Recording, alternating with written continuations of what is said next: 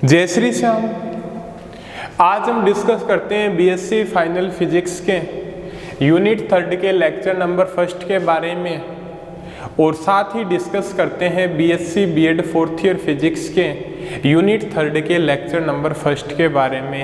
और आज हमारा बहुत ही मोस्ट इम्पोर्टेंट टॉपिक रहेगा एक्सेलरेटर, त्वरितर क्या होते हैं। ठीक है, त्वरितर क्या होते हैं, कौन से उपकरणों को हम त्वरितर बोलते हैं, उसके बारे में हम आपको बताएंगे। और त्वरितर की जरूरत क्यों पड़ी, इसके बारे में भी आज हमको बताए जाएंगे। और अपने पास क्या है भी वर्तमान में कौन से त्वरितर उपलब्ध हैं और इनका क्या क्या यूज है, उनके बारे में आपको आज बताएंगे। ठीक है, सबसे पहले त्वरितर क्या होते हैं। ये त्वरितर क्या होते हैं, वे उपकरण होते हैं जिनकी सहायता से परमाणविक आवेशित कणों जैसे alpha particle, electron, proton, neutron आदि को त्वरित कर उनकी गतिज ऊर्जा को बढ़ाया जाता है। ऐसे उपकरणों को बोलते हैं त्वरितर बोलते हैं। कौन से उपकरण भी, कोई भी अपने पास पार्टिकल है, चाहे इलेक्ट्रॉन हो या प्रोटॉन हो, उनको क्या है भी त्वरित का मीन्स एक्सेलरेट करवा के मीन्स क्या भी उनकी वेलोसिटी को इंक्रीज करवा के उनकी गतिज ऊर्जा को बढ़ाया जाता है। गतिज ऊर्जा किसके ऊपर डिपेंड करती है, वेलोसिटी के ऊपर। क्या होती है, 1/2 mv²। ऐसे उपकरणों को क्या बोलते हैं भी, त्वरितर बोलते हैं। पहले डेफिनेशन लिख देते हैं त्वरितर की क्या होती है। वे उपकरण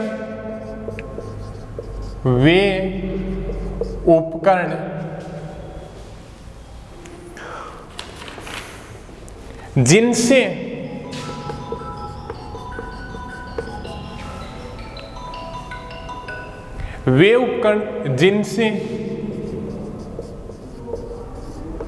परमाणुीय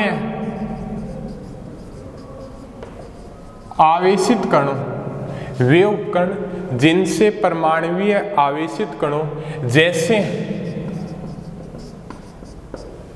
इलेक्ट्रॉन, प्रोटॉन, अल्फा, न्यूट्रॉन आदि कणों को त्वरित करवाकर उनकी गतिज ऊर्जा को बढ़ाया जाता है। उनकी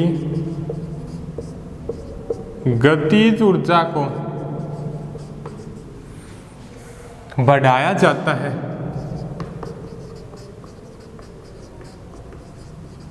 ऐसे उपकरण कण त्वरितर या त्वरितर कहलाते हैं। कण त्वरितर या त्वरितर कहलाते हैं।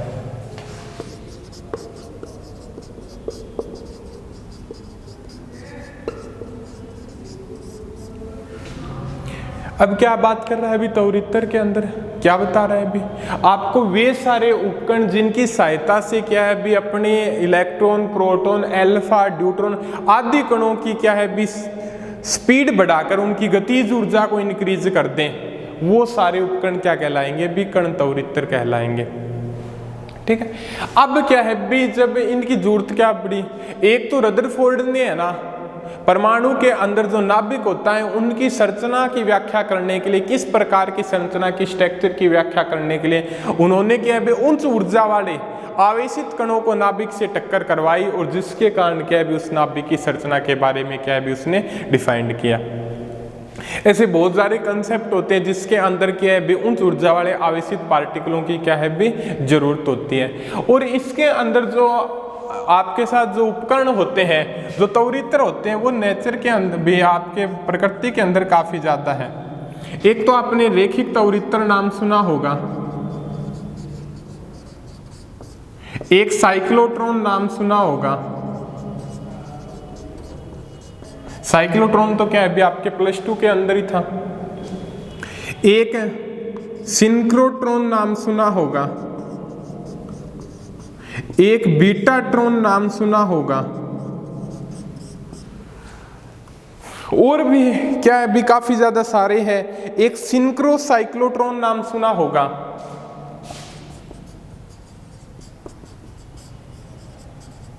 साइक्लोट्रॉन नाम सुना होगा। एक प्रोटॉन सिंक्रोट्रॉन नाम सुना होगा।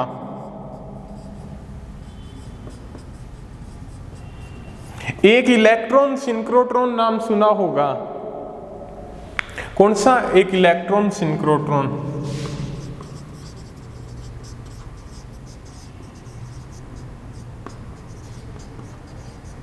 ठीक है।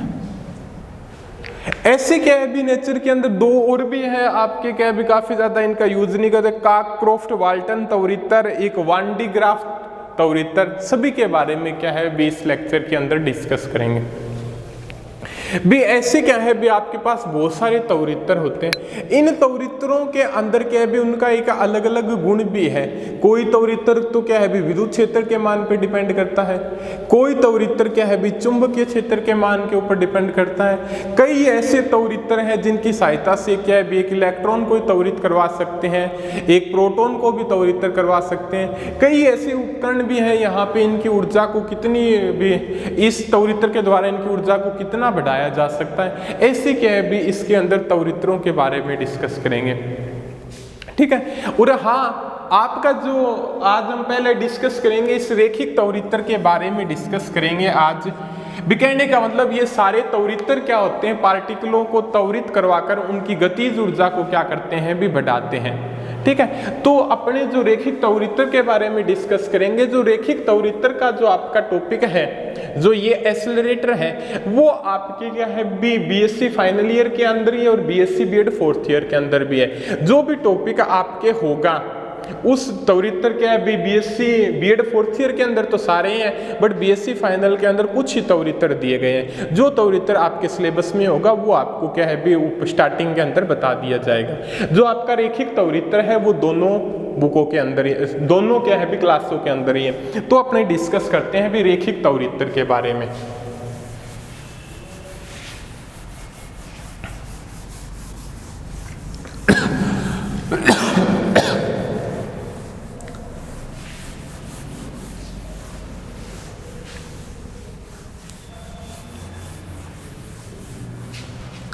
रेखिक तवरित्र के बारे में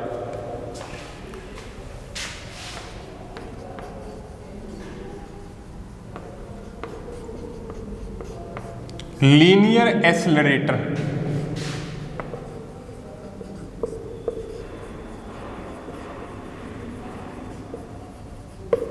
लीनियर एक्सेलरेटर क्या होता है भी, रेखिक तवरित्र क्या होता है। इस रेखिक तवरित्र को अपने एक नाम और भी देते हैं, अपवाह नलिका तवरित्र। कौन सा? अपवाह नलिका तवरित्र, ड्रिफ्ट ट्यूब एक्सेलरेटर।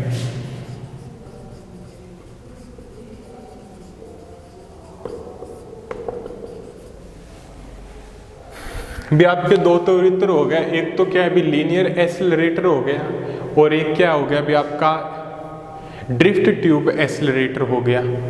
भी अपवाह नलिका तवरित्र और रेखिक तवरित्र दोनों के बारे में क्या है भी डिस्कस करेंगे, दोनों एक ही चीज होती है। अब क्या होता है भी इसके अंदर क्या होता है भी L1, L2, L3, L4, L5 बहुत सारी क्या होती हैं भी नलिकाएं होती है। ठीक है। और प्रत्येक नलिका की जो लंबाई होती है वो इंक्रीज लेवल के अंदर होती है। वे 1 सेंटीमीटर हो गया, फिर उसकी 2 सेंटीमीटर, वो 3 सेंटीमीटर और 4 सेंटीमीटर लंबाई की क्या होती है भी नलिकाएं होती हैं। इसके बारे में आपको ये अच्छे तरीके से बताएंगे भी इनकी नलिकाएं इंक्रीज लेवल के रूप में क्यों लेते हैं। एक तो ये बात अपना क्वेश्चन उठता है भी इनकी इंक्रीज लेवल के रूप में क्यों लेते हैं, वो अपने क्या है भी इस कंसेप्ट को सोल्व करेंगे तो आपके सामने अच्छे तरीके से डिस्कस करेंगे। अब इन दोनों नलिका, सारी जो नलिकाएं होती हैं उनके जो आपस के बीच की दूरी है वो क्या रखी जाती है भी कांस्टेंट रखी जाती है। ठीक है। और इन नलिकाओं को क्या है भी किससे जोड़ा जाता है, एक उच्च वोल्टता स्रोत से जोड़ा जाता है। ठीक है। वोल्टता स्रोत कोई बैटरी से जोड़ा जाता है। ठीक है। उसके अंदर आपको क्या बताया, उच्च वोल्टता स्रोत क्या है भी, आपको इसको AC पावर भी दे सकते हो आप, इसको जोड़ा जाता है। अब क्या बताता है भी, जो विषम नलिकाएं होगी, ठीक है, विषम नंबर वाली नलिकाओं को एक सिरे से, सम नंबर वाली नलिकाओं को क्या है भी दूसरे सिरे से जोड़ा जाता है। इनको जोड़ने का, विषम वाली को एक सिरे से और सम वाली एक सिरे को जोड़ने का क्या मकसद है, उसके बारे में भी हम क्या है भी इस लेक्चर के अंदर बताएंगे। नलिकाओं की जो इंक्रीज लेवल भी, लंबी नलिकाओं की लंबाई क्या भी बढ़ाने का क्या मीन्स है, उनके बारे में भी क्या है भी इस लेक्चर के अंदर बताएंगे। तो देखते हैं भी सबसे पहले किस प्रकार का तवरित्र होता है, किस प्रकार की इसकी आकृति होती है। तो देखिएगा भी यहाँ पे अपने क्या है भी तवरित्र लेके आते हैं भी। इस तवरित्र के अंदर क्या है भी भिन्न भिन्न लंबाइयों की नलिकाएं होती हैं।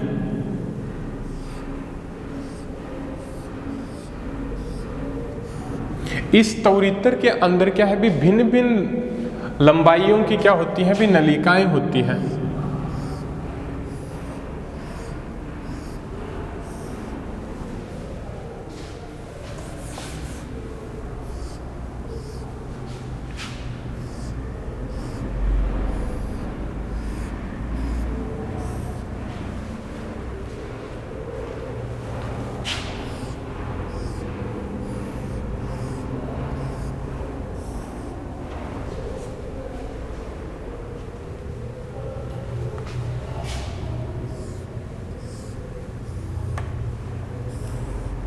ये लंबाई क्या भी काफी ज्यादा बड़ी है, ठीक।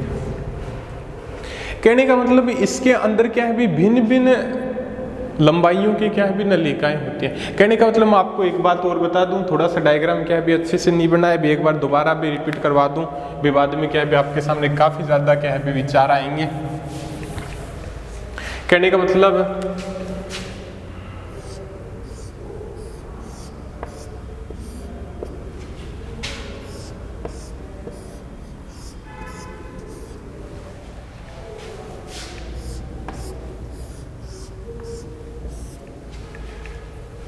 थोड़ी सी बड़ी,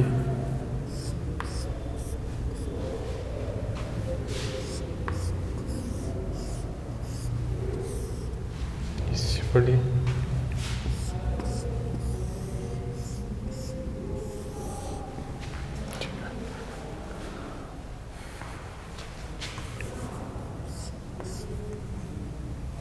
अब ये बताता है भी इस प्रकार की नलिकाएं होती है इसके अंदर।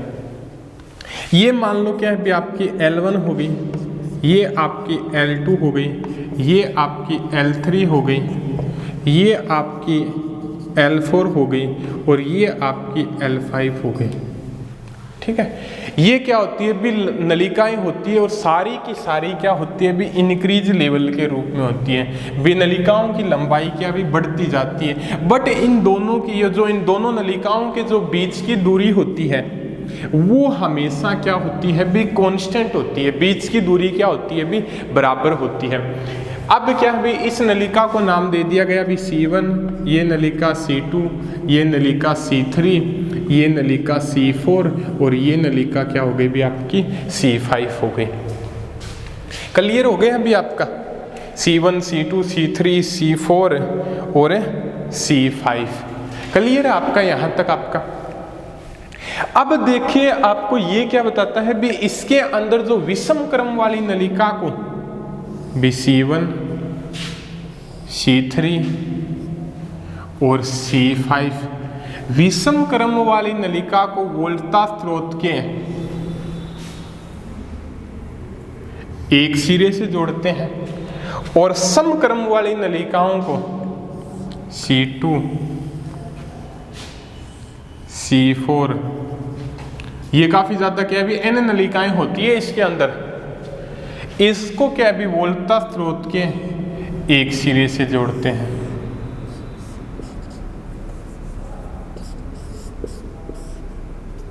ठीक है, उच्च आवर्ती वोल्टता स्रोत, उच्च आवर्ती वोल्टता स्रोत, इससे जोड़ते हैं। ठीक है, विषम क्रम वाली नलिकाओं को एक सिरे से, सम क्रम वाली नलिकाओं को क्या है भी दूसरे सिरे से जोड़ते हैं। अब और यहाँ पे कोई आपका क्या रखा जाता है भी, इधर कर दो ये लाइन थोड़ी सी, आयन स्रोत होता है, आयन स्रोत। आयन स्रोत क्या भी इस प्रकार से एग्जैक्ट किया जाता है भी, एक ही बार के अंदर क्या है भी एक ही किरण पुंज, एक ही कण क्या है भी इनसे निकले। ठीक है,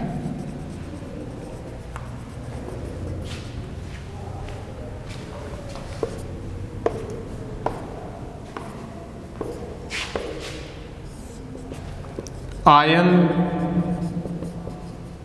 कण पुंज भी कहने का मतलब यहां से जो आयन स्रोत लगाया गया है भी, आयन स्रोत को क्या भी इस प्रकार से एग्जैक्ट किया जाता है भी, आपने इलेक्ट्रॉन गन पढ़ा होगा भी, उसके अंदर आयन स्रोत क्या भी इस प्रकार से आपका सेटअप बॉक्स तैयार किया जाता है भी, आयन स्रोत से जो कण निकले वो एक बार में एक ही हो, फिर उसके पीछे, फिर उसके पीछे, फिर उसके पीछे, फिर उसके पीछे क्या भी कण निकल रहे, जिसके कारण क्या भी आयन कण पुंज आपके सामने क्या है भी बन रहा है। अब बात जो मोस्ट इंपोर्टेंट आपके सामने आती है वो बात आपकी क्या है भी, इसको पार्टिकल की वेलोसिटी किस प्रकार से इंक्रीज होगी, यही जो चीज क्या है भी आपके मोस्ट इंपोर्टेंट है। अब देखिएगा दूसरी बात ये हो गई, इनकी लंबाई इंक्रीज लेवल के अंदर रखी जाती है, इनके जो बीच की ये दूरी होती है, ये जो इनके बीच की दूरी होती है वो क्या रहती है भी समान रहती है। विषम क्रम वाली नलिकाओं को एक सिरे से जोड़ा जाता है, सम क्रम वाली नलिकाओं को क्या है भी एक सिरे से जोड़ा जाता है। पूरे यहाँ पे क्या है भी कोई आयन स्रोत लगा होता है, जिससे एक बार में क्या है भी एक किरण पुंज ही क्या है भी बाहर निकलता है। और अब क्या है भी यहाँ पे जो पूरे सिस्टम को ग्लास ट्यूब या निर्वात माध्यम के अंदर क्या है भी रखा जाता है। ठीक है, ग्लास ट्यूब या निर्वात माध्यम के अंदर क्या है भी पूरे सेटअप बॉक्स को क्या है भी रखा जाता है। क्लियर है आपका यहां तक? अब उससे आगे आप देखिएगा, अब एक बात और बताता है भी, यहां से लेके यहां तक पहुंचे तो उसके अंदर पार्टिकल को क्या है भी T/2 समय ही लगना चाहिए। पार्टिकल को क्या है भी T/2 समय, यहां से लेके यहां तक पहुंचे तो उसको T/2 समय लगना चाहिए, यहां से लेके यहां तक पहुंचे उसको T/2 समय लगना चाहिए, यहां से लेके यहां तक पहुंचे तो उसको क्या है भी T/2 समय ही लगना चाहिए। कितना समय लगना चाहिए उनको? T/2 समय, आवर्तकाल का आधा। आवर्तकाल का आधा क्यों लगना चाहिए, इसके बारे में क्या बताता है वो भी सुनिएगा आप। उसके बारे में ये बताता है, यदि कोई भी अपना क्या है भी धन आवेशित पार्टिकल है, तो धन आवेशित पार्टिकल ये आवश्यक है, यदि कोई पार्टिकल क्या है भी इससे गुजर रहा है, धन आवेशित पार्टिकल के लिए ये आवश्यक है, यदि कोई पार्टिकल इससे गुजर रहा है तो उससे आगे वाली नलिका के ऊपर चार्ज हो वो क्या हो भी ऋणात्मक हो, और उसके पीछे वाली नलिका पे जो चार्ज हो वो क्या हो भी धनात्मक हो। कहने का मतलब, यदि कोई पार्टिकल धन आवेशित पार्टिकल गुजर रहा है तो इस नलिका पे नेगेटिव चार्ज होना चाहिए, इस नलिका के ऊपर क्या है भी पॉजिटिव चार्ज होना चाहिए। क्यों होना चाहिए, इसका रीजन क्या है बे, यहाँ पे जो नेगेटिव चार्ज होगा, धन आवेशित पार्टिकल है तो नेगेटिव चार्ज उसको क्या है भी अपनी तरफ क्या होगा भी खींचेगा, और खींचेगा तब भी क्या उसकी वेलोसिटी के मान में इंक्रीज होगी। और यदि यहाँ पे कभी भी पॉजिटिव चार्ज आ गया तब क्या होगा, वो उस पॉजिटिव चार्ज यहाँ पे आगे पॉजिटिव है तो उसको क्या कर देगा, प्रतिकर्षित कर देगा, तो ये कंसेप्ट क्या हो जाएगा भी आपका फेल हो जाएगा। तो इसके लिए ये आवश्यक है भी, जब भी कोई पार्टिकल नलिका से बाहर निकले तो उसके जो आगे वाली नलिका है वो क्या हो भी ऋणात्मक हो, और उससे जो पीछे वाली नलिका के ऊपर चार्ज हो वो चार्ज क्या हो भी आपका धनात्मक हो। क्लियर है यहां तक बात? अब ये T/2 वाला कंसेप्ट कहां पे से आ गया, इसकी भी बात आ गई, इसकी क्या जरूरत पड़ी। ty2 टाइम के बारे में क्या बताता है भी आपका कि ये जो अपने जो भी ये मानते हैं भी वोल्टता स्रोत मानते हैं, इसके ऊपर पॉजिटिव मान लो, इसके ऊपर नेगेटिव मान लो, भी दोनों क्या होंगे भी एक दूसरे के अपोजिट होंगे, क्योंकि विषम क्रम वाली संख्या एक सिरे से जुड़ी होती है, सम क्रम वाली संख्या क्या है भी एक सिरे से जुड़ी होती है। तो इनके ऊपर चार्ज की वैल्यू एक पे पॉजिटिव, एक पे नेगेटिव, एक पे पॉजिटिव, एक पे नेगेटिव होगी। बट यहाँ पे क्या बताता है भी पूरे आवर्तकाल क्या होता है भी ये t होता है, तो ty2 टाइम के अंदर वो पॉजिटिव रहती है और t2 टाइम के बाद क्या हो जाती है भी वो नेगेटिव हो जाती है। उसी प्रकार से ty2 के अंदर वो पॉजिटिव रहती है, ty2 के अंदर फिर क्या हो जाती है भी नेगेटिव हो जाती है। कहने का मतलब एक नलिका के ऊपर जो चार्ज होता है ty2 आवर्तकाल के अंदर पॉजिटिव, फिर ty2 आवर्तकाल के अंदर नेगेटिव, फिर वो पॉजिटिव, फिर नेगेटिव, फिर पॉजिटिव, फिर नेगेटिव, फिर पॉजिटिव, फिर नेगेटिव, इस प्रकार से पॉजिटिव नेगेटिव क्या होता है भी चेंज होता रहता है। समझ गए होगे भी आज, तब इस ty2 टाइम का क्या है भी कंसेप्ट लिया है।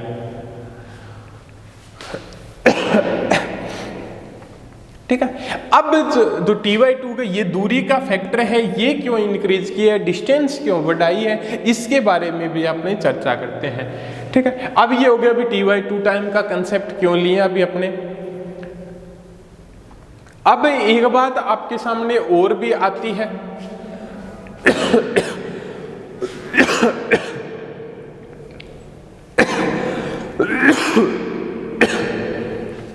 कि इस ty2 की नलिका की लंबाई क्यों इंक्रीज की जाती है, सॉरी नलिका की लंबाई क्यों इंक्रीज की जाती है। इसके बारे में आपको क्या बताता है भी वो देखिएगा भी जब भी कोई पार्टिकल यहां से बाहर निकलेगा तो उसकी वेलोसिटी इंक्रीज होगी। ठीक है, बट ये टाइम क्या लगना चाहिए भी आपका ty2, ये टाइम क्या लगना चाहिए भी ty2। यहाँ पे ty2 टाइम निकल कोई पार्टिकल निकलेगा तो उसकी वेलोसिटी इंक्रीज होगी। जब वेलोसिटी इंक्रीज होगी तो वो उसको क्या है भी वो ज्यादा दूरी तय करेगा, और ज्यादा दूरी तय करेगा तब क्या होना चाहिए भी अपने जरूरी है भी ये टाइम, ये दूरी, ये और ये क्या हो भी समय वो ty2 ही लगे, तो इसके लिए आवश्यक है भी इसके डिस्टेंस को क्या है भी बढ़ाना पड़ेगा। समझ गए होगे मेरी बात, डिस्टेंस को बढ़ाना क्यों पड़ेगा, इसके लिए ये आवश्यक है भी यहां से लेके यहां तक जब गुजरे तो उसके अंदर क्या है भी वो टाइम ty2 ही लगे, और यहां से लेके यहां तक गुजरे तो उसके अंदर वो आवश्यक है भी वो टाइम क्या है भी आपका ty2 ही लगे। और ty2 टाइम के लिए आवश्यक ये है कि भी ये इसकी दूरी को क्या है भी हमें इंक्रीज करना ही पड़ेगा। यदि इंक्रीज नहीं करेंगे तो वो पार्टिकल क्या हो जाएगा भी आगे चला जाएगा, फिर वो क्या है भी अब इसके पॉजिटिव नेगेटिव वाला कंसेप्ट क्या हो जाएगा भी आपका फेल हो जाएगा। ठीक है, ty2 वाली बात आपकी क्लियर हो गई। अब देखते हैं भी अपने, अब ये बताता है भी जो इन बीच की दूरी है इनके अंदर क्या होता है भी विद्युत क्षेत्र का मान इंक्रीज होता है, और ये क्या है भी इनके अंदर अपवाह नलिकाओं के अंदर क्या है भी जो पार्टिकल की वेलोसिटी होती है वो क्या रहती है भी कांस्टेंट रहती है। भी अपवाह नलिकाओं के अंदर क्या होती है भी पार्टिकल की वेलोसिटी क्या रहती है भी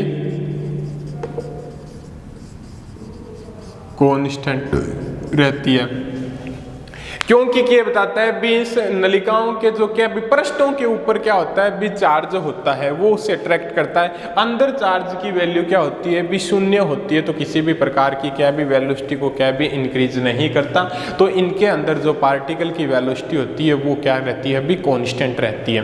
क्लियर है यहाँ तक आपका।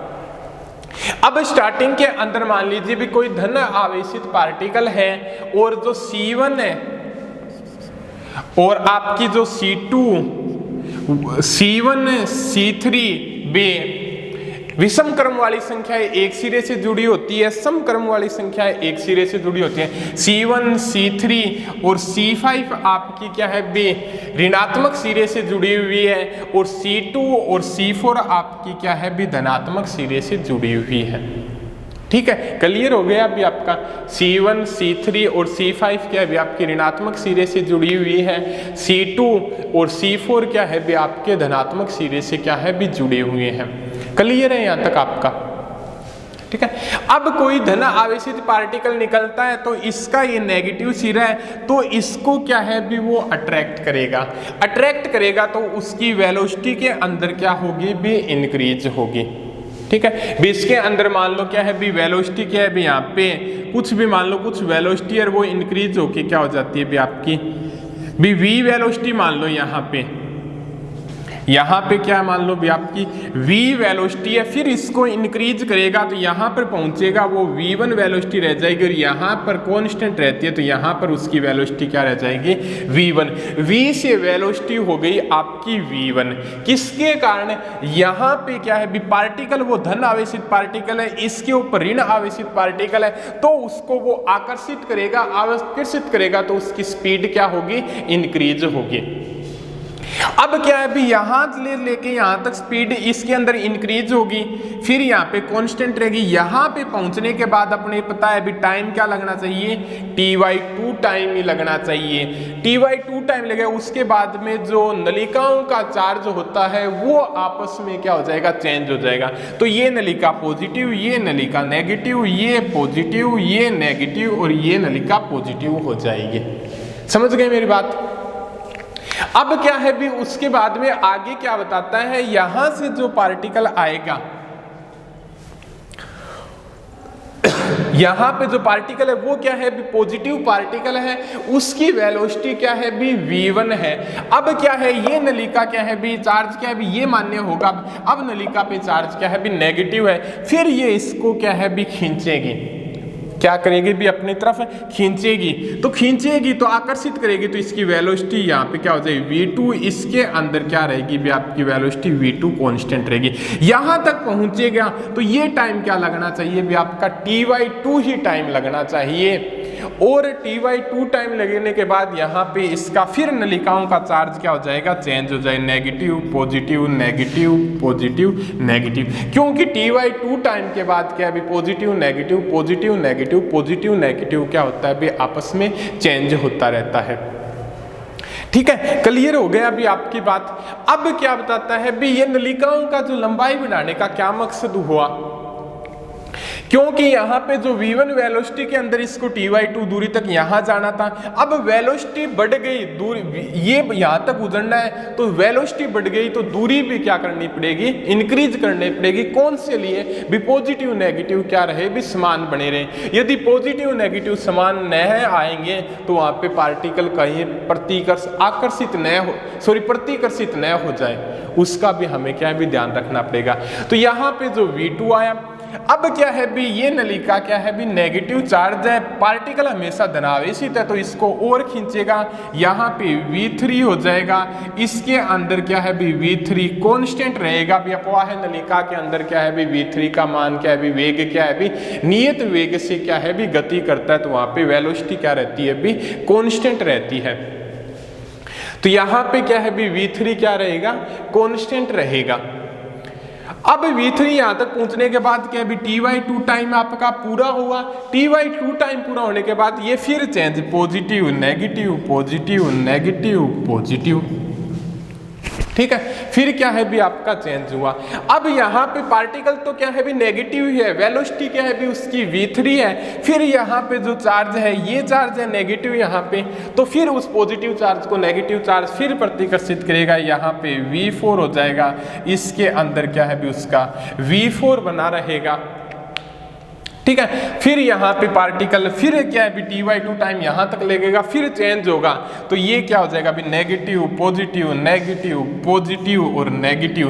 भी t/2 आवर्तकाल के बाद क्या है भी एक बार पॉजिटिव और एक बार नेगेटिव, एक बार पॉजिटिव और एक बार नेगेटिव क्या होती है भी होती रहती है। तो यहां से V4 तो इसके अंदर क्या है, बैटरी पे नेगेटिव चार्ज है, यहाँ पे क्या है भी पार्टिकल धनावेशित पार्टिकल है, तो नेगेटिव पार्टिकल क्या नेगेटिव चार्ज क्या है धनावेशित पार्टिकल को क्या भी अपनी तरफ आकर्षित करेगा। फिर वेलोसिटी V5 क्या होगी भी आपकी इंक्रीज होगी, और यहाँ पे क्या है भी फिर वो क्या रहेगी भी कांस्टेंट रहेगी, और ये टाइम क्या लगना चाहिए भी Ty2 टाइम ही लगना चाहिए। इस Ty2 टाइम लगने के बाद क्या भी फिर पॉजिटिव नेगेटिव फिर पॉजिटिव नेगेटिव क्या होते रहेंगे भी चेंज। अब क्या है भी जो चार्ज चेंज होते रहते हैं, इस प्रकार से क्या है भी इसके अंदर n नलिकाएं लगी होती हैं। कितनी नलिकाएं लगी होती है, n नलिकाएं लगी होती है, जिसके कारण क्या होते हैं भी चार्ज क्या हो जाते हैं भी इंक्रीज होते जाते हैं, सॉरी वेलोसिटी पार्टिकल की क्या है भी इंक्रीज होती जाती है। किस प्रकार से, इन कंसेप्ट के आधार पे। तो आपको क्या है भी इसके अंदर क्या है भी कौन से कंसेप्ट समझ के अंदर आ गए भी, आपको Ty2 टाइम वाला समझ में आ गया, आपको डिस्टेंस क्यों इंक्रीज की है उसका समझ में आ गया, Ty2 टाइम क्यों आवश्यक है भी पॉजिटिव नेगेटिव आवेश के लिए आवश्यक है भी वो पार्टिकल क्या हो भी त्वरित हो जाए, कहीं प्रतिकर्षित न हो जाए, लेवल इंक्रीज लेवल बढ़ाने वाला काम भी समझ में आ गया। तो इस प्रकार के त्वरितर की सहायता से किसी पार्टिकल की वेलोसिटी को क्या है भी हम इंक्रीज कर सकते हैं, क्या कर सकते हैं भी बढ़ा सकते हैं, V1 V2 V3 V4 V5 से लेके V6 V7 तक। ठीक है, क्लियर है यहाँ तक आपका। अब ये बताता है भी ये जो पार्टिकल की वेलोसिटी बढ़ेगी वो क्या होती है भी पार्टिकल की वेलोसिटी 1/2 mv²। ठीक है, इस कंसेप्ट से क्या है पार्टिकल की वेलोसिटी बढ़ेगी तो उसकी क्या है भी गतिज ऊर्जा का मान क्या होगा भी इंक्रीज होगा। तो ये टॉपिक था भी आपका रेखिक त्वरितर। इस त्वरितर की सहायता से क्या है भी हम किसी पार्टिकल की वेलोसिटी को क्या है भी इंक्रीज कर सकते हैं। ठीक है, अब इसके अंदर एक बात और बताते भी कई ऐसे भी कंसेप्ट हमारे सामने आएंगे जिसके अंदर क्या है भी इस उच्च आवर्ती वोल्टता स्रोत को क्या रखा जाता है भी यहाँ पे कांस्टेंट रखा जाता है, वहाँ पे क्या है भी इसको इंक्रीज डिक्रीज भी किया जाएगा, क्योंकि वो क्या है भी उस लेक्चर की कंडीशन के ऊपर क्या है भी डिपेंड करेगा। तो यहाँ से क्या है भी इस त्वरितर की सहायता से क्या है भी हम पार्टिकल की वेलोसिटी को क्या कर सकते हैं भी इंक्रीज कर सकते हैं। तो ये तो हो गया भी आपका रेखिक त्वरितर। अब क्या है भी इस रेखिक त्वरितर के अंदर क्या है भी रेखिक त्वरितर की नलिकाओं की लंबाई होगी वो किस कंसेप्ट के ऊपर डिपेंड करती है उसके बारे में चर्चा करेंगे। अब यहाँ पे इसकी ऊर्जा होगी वो किस ऊर्जा के बारे में चर्चा करेंगे। अपने एक कंसेप्ट ये ही पड़ेगा भी किसी पार्टिकल की ऊर्जा क्या होती है भी गतिज ऊर्जा QV = 1/2 mv² होती है। यहाँ पे V क्या होता है भी वेग होता है, ये क्या होता है भी विभवांतर है, और ये क्या है भी उस पार्टिकल का चार्ज है, और ये पार्टिकल का मास है। ये दोनों ही क्या होते हैं भी गतिज ऊर्जा के क्या होते हैं कंसेप्ट होते हैं QV = 1/2 mv²। इसके बारे में भी क्या है भी आगे डिस्कस करेंगे। और यदि पार्टिकल की क्या भी लेक्चर के अंदर डिपेंड करेगी, यदि पार्टिकल की वेलोसिटी क्या है भी स्टार्टिंग के अंदर 0 है तो उस कंडीशन के अंदर टोटल ऊर्जा क्या होगी। यदि कोई पार्टिकल पहले से उसकी वेलोसिटी है तो उस कंडीशन के अंदर क्या है भी उसकी कुल ऊर्जा क्या होगी, और किस प्रकार से क्या है इसके ऊर्जा फैक्टर डिपेंड करेगा, इनकी लंबाई का क्या है भी किस प्रकार से इंक्रीज होगी, किन किन के ऊपर डिपेंड करेगी, वो सारे टॉपिकों के बारे में डिस्कस करते हैं अगले लेक्चर के अंदर। आज के लिए लीनियर एक्सेलरेटर क्या है भी किस प्रकार से पार्टिकल को त्वरित कराया जा सकता है वो आप क्या है भी अच्छे से डिस्कस किया है, और आप एक बार क्या है भी रिवाइज कर लें।